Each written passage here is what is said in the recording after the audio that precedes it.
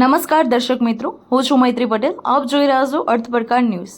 ખંભાત નિવાસી સુશીલાબેન ભાનુપ્રસાદ જોશી, જેઓ 93 વર્ષની ઉંમરે યુવાને પ્રેરણા આપે તેવી સામાજિક પ્રવૃત્તિ કરી રહ્યા છે. તેઓ પ્રિન્સિપાલની પદવી પણ નિભાવી હતી. અર્થ પડકારની ટીમ આજે સુશીલાબેન જોશીની મુલાકાતે આવી છે, તો આપણે તેમના સ્વમુખે તેમના જીવનકાળના અનુભવ વિશે સાંભળીશું. Reporter Geeta Joshi, head office, Gandhinagar. અર્થ પડકાર ન્યૂઝમાંથી હું ગીતા જોશી આજે તમારી સાથે મુલાકાત કરવા માટે આવી છું. આપનું નામ શું? મારું નામ સુશીલાબેન ભાનુપ્રસાદ જોશી. અરે એવું કહેવામાં આવે છે કે તમારા જે આ સુશીલાબેન જોશી છે ત્યાં ખંભાતના વતની છે અને તે પ્રિન્સિપાલમાં નોકરી કરેલી છે એમને, અને વૃદ્ધાશ્રમ ચલાવેલું છે, અને એમને બહુ બધી એક્ટિવિટી એમની પાસે છે. તો આપણે થોડી વાર એમને સાંભળીશું. તમે ખંભાતમાં શું કરો છો બા ત્યાં? ત્યાં આગળ અત્યારે તો રિટાયર્ડ છું. લગભગ મારે 18 વર્ષની સર્વિસ હતી. 18 વર્ષના સર્વિસમાં જોડાઈ 34 વર્ષની સર્વિસ કરી, અને પછી ત્યાંથી રિટાયર્ડ થયા પછી વૃદ્ધાશ્રમમાં 7 વર્ષ સુધી સર્વિસ આપી અને સેવા આપી.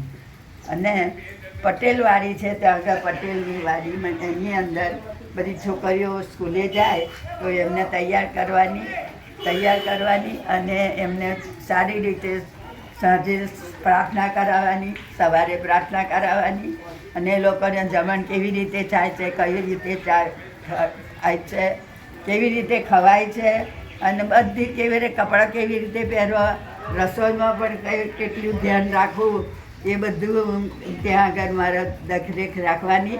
અને બધી છોકરીઓ 500 છોકરીઓ હતી. અને અમારા જે પ્રિન્સિપાલ પેલા હતા એ શું કહેવાય રાખનાર હતા, એ પણ બહુ સુંદર દાદા હતા. એમનું નામ બેચર કાકા હતું. અને બહુ સુંદર રીતે બધાને મને એમ કે તમારે અહીંયાથી કંઈ જવાનું જ નહીં, અને આ છોકરીઓને તમારે તૈયાર કરવાની. એ રીતે મેં 5 વર્ષ ત્યાં આગળ સર્વિસ આપી, સામાન્ય સેવા આપી.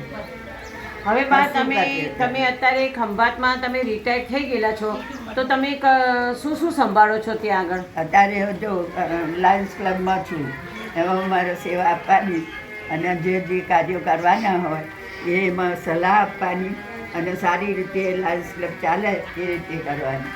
પછી સેવાદળમાં છે તો બ્રહ્મ સમાજમાં સેવાદળમાં જે બહેનો હોય એમને પણ એમને સાથ સહકાર આપવાનો, અને સારી રીતે એ લોકો કેવી રીતે રહે, કેવી રીતે આપણે કામ કરવું જોઈએ, કેવી રીતે સમાજને ઉપયોગી થઈ પડીએ, એ રીતે આપણે કાર્ય સર્વ કરવા જોઈએ. અને મેં એવું સાંભળ્યું છે કે તમે ગોરાણી ગ્રુપ બી ચલાવો છો, વૃદ્ધાશ્રમમાં બી સેવા આપેલી છે. હાજી, બરોબર. ઓકે, તો તમે બહુ સારી સેવા કરો છો. અને અમને વચ્ચે એવું બી જાણવા મળ્યું હતું કે તમે દર અમાસના દિવસે ઝૂંપડપટ્ટીમાં દાળ ભાત આપવા જાઓ છો.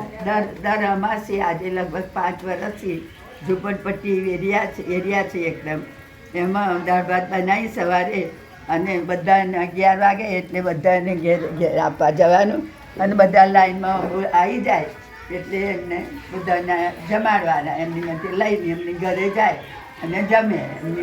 આજે 5 વર્ષ. ઓકે બા, તમારું આ ઇન્ટરવ્યૂ લીધું એમાં બહુ જ મને મજા પડી. તમારી બધી એક્ટિવિટી મેં સાંભળી, અને તમે જે સેવાઓ કરો છો આગળ પણ તમે સેવાઓ બધી કરતા રહેજો. અને તમે આ જે સેવા કરી છે એ બહુ સરસ કરો છો. 92 વર્ષની ઉંમરે જો તમે આટલા એક્ટિવ છો તો એ બહુ સારું કહેવાય. અને આવી સેવાઓ તમે કરતા રહેજો. અને અર્થ પડકાર ન્યૂઝમાંથી તમારું ઇન્ટરવ્યૂ અમે લેવા આજે આવ્યા હતા. તમને અમારું ઇન્ટરવ્યૂ કેવું લાગ્યું? અમે કેવા લાગ્યા તમને? બહુ સરસ. પણ આવી રીતે શાંતિથી પૂછનાર અને કહેનાર અને સમજાવનાર કોઈ હોય નહીં.